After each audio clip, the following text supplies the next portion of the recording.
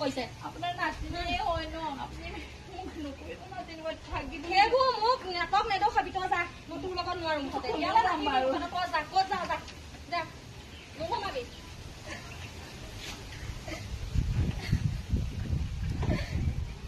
কলৈ যাম বাৰু মায়েও নাই মায়েও অ বাইদেউ বাইদেউ এওঁ মাৰধৰ কৰিছে আৰু শাহুৱে মাৰধৰ কৰি উলিয়াই পঠিয়াইছে মোক কলৈ যাওঁ বাৰু সদায় শুনিবা গৈ এখন সদায় কাজিয়া মাও নাই মই কলৈ যাওঁ বাৰু কওকচোন এতিয়া মোক নমা বোলে আজি আমি এতিয়া মহিলা সমিতিলৈকে যাওঁ তাতে বিচাৰটো কৰোঁ সদায় সদায় এনেকে নহ'ব নহয় মই একো লিখিব কৰিব নাজানো নহয় নালাগে মই আছো নহয় ব'লা সেইকাৰণে আপোনাৰ ওচৰলৈ আহিছো কিবা এটা কৰকচোন কলৈ যাম এতিয়া মই ব'লা মোৰ লগত ব'লা আমি মহিলা সমিতি যাওঁ পাৰিছে অ জিতা আহা মই মনে আহা সেই মানুহগৰাকী বিচাৰ এটা কৰাচোন সেই সদায় সদায় শাহুৱেকে মৰিয়াব বিয়েকে মৰিয়াব সদায় গৈ ভাল লাগে কিবা এটা বিচাৰ কৰি দিয়া ন্যায় বিচাৰ এটা কি কৈছানো কি কম জানেনে মানুহজনে মদ খাই ইমান মাৰধৰ কৰে লগতে শাহুৱেও যোগদান দিয়ে বেয়া কথা হৈছে বাৰু তেওঁ তোমাৰ ঘৰ কোন জেগা মোৰ ঘৰ আমলাপতি আৰু তোমাৰ হাজবেণ্ডে কি কৰে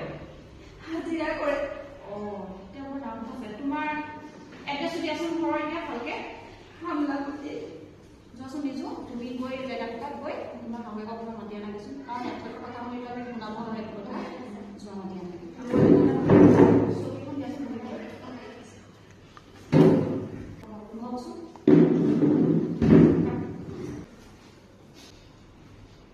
বাইদেউ এতিয়া আপুনি গোটেইখিনি ডিটেইলছত কওকচোন বাইদেউ আপোনাৰ ৰাতিপুৱা কমিটি সকলো কাম কৰোৱেই যেতিয়া মোৰ মতা মানুহ এজন কাম কৰি ঘৰলৈ আহে শাহুৱে লগাই দিয়ে যেতিয়া মই কাম নকৰোঁ বুলি যিহেতু মোৰ এতিয়া 9 মাহ মই কেনেকৈ কৰিম মোৰ কেতিয়াবা ভাগৰ লাগে মই গোটেই কাম কাজ কৰি পেলাই অকণমান উঠোঁ মানুহজনক লগাই দিয়াৰ পিছত মোৰ মাৰধৰ কৰে আজি মানুহজন ওলাই যোৱাৰ পিছত শাহুৱে মোৰ চুলিত ধৰি উলিয়াই দিয়ে মোৰ মাও নাই আৰু মই পঢ়া শুনাও নহয় এখন লিখিবও নাজানো কাগজ এখন লিখিবও নাজানো সেইকাৰণে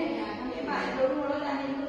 বাইদেউ ক'লে বোলা মহিলা সমিতিলৈকে লৈ যাম কিবা এটা মোক ব্যৱস্থা মোৰ মা দেউতাও নাই মোক ক'লৈ যাম বাৰু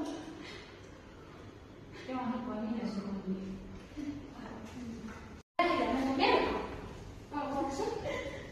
আপুনি একেটা ভাবে হয় আপুনি আপোনাৰ বোৱাৰীক মাৰধৰ কৰিছে তেওঁ কেনেকে মিছা কথা ক'ব পাৰে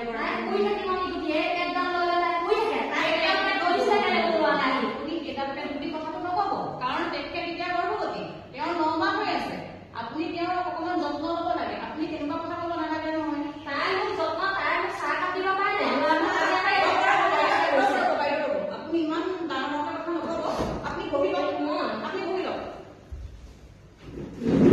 মই আহিছো দেই এতিয়া আপুনি কথাটো শুনকচোন আপোনালোকে আপোনালোকৰ ঘৰৰ কাজিয়াখন আপোনালোকে ইমান বাহিৰবীয়া কৰিছে তেখেত এগৰাকী গৰ্ভৱতী মহিলা আৰু আপুনি তেনেকে মাৰপিট কৰিব নালাগে নহয় আপুনি এগৰাকী মাতৃ হয়নে নহয় বাৰু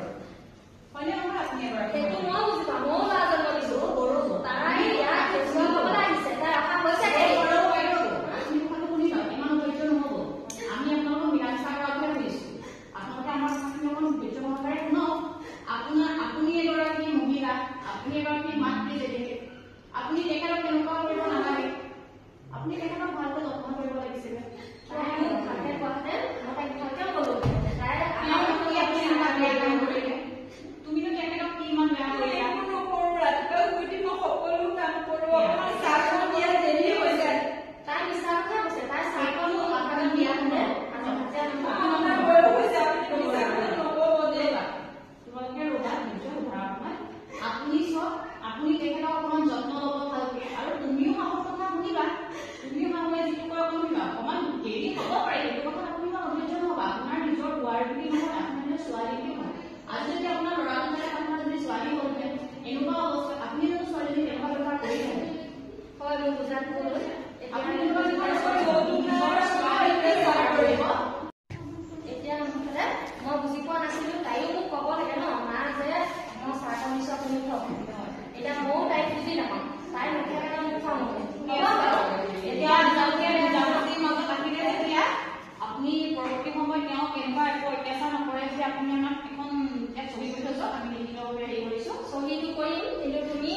কৰিলা